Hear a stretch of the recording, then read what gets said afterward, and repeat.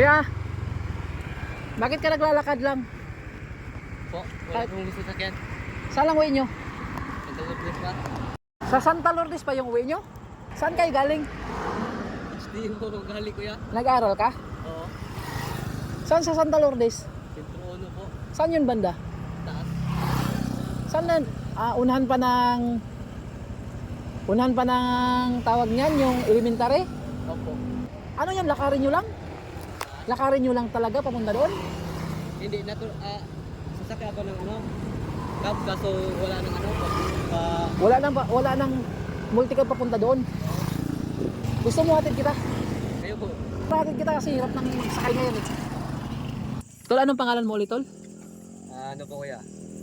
Norman Joshua Egan. Yun pong full name ko po. Oh, so nasakay kita kanina doon sa San Jose, di ba? Yes po. Tapos dito sa Santa Lourdes po. Santa Lourdes.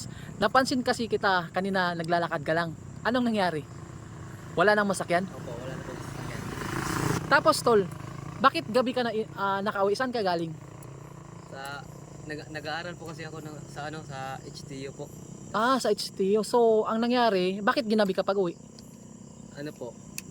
Alas 8 na po kasi kami pinapauwi. Bakit gabi na? May activity? Opo, may activity. Okay. So, ayun, anong masabi mo na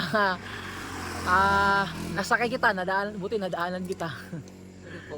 So, natuwa po kasi ako kasi hindi ko pa yun na-experience. Hindi mo ba First na-experience? time ko pa yun na Hindi mo akalain na may hinto sa'yo. Opo. So, ayun nga, ako rin mismo sa totoo lang, nagpapasalamat din ako dahil nadaanan kita. Yun nga ang sabi ko, ganito Tol, kapag gabi, kapag kaya naman ng katawan, umiikot-ikot ako.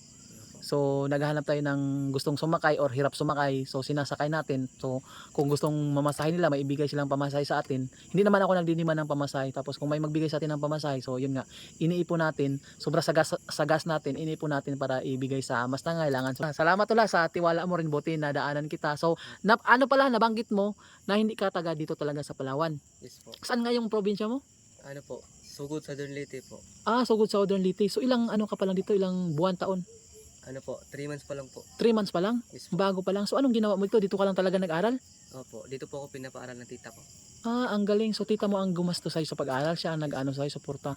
Ang galing naman. So ang mga magulang mo nandun lang din sa inyo. Opo. Ang tita mo lang nandito.